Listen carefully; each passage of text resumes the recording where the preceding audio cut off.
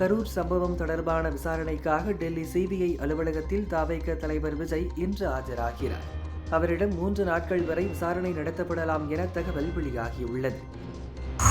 இந்தியாவின் EOS-M1 செயற்கைக்கோள் மற்றும் வெளிநாடுகளைச் சேர்ந்த 15 வணிக செயற்கைக்கோள்களுடன் PSLV C-62 ராக்கெட் இஸ்ரோ இன்று காலை 9:45 மணிக்கு விண்ணில் செலுத்துகிறது.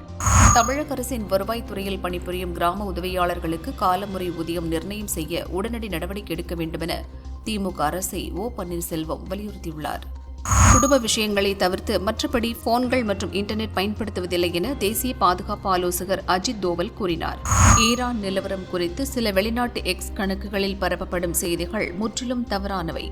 நம்பகமான தளங்களில் மட்டும் செய்திகளை தெரிந்து கொள்ளுங்கள் என இந்தியாவுக்கான ஈரான் தூதர் முகமது ஃபதாலி தெரிவித்துள்ளார்.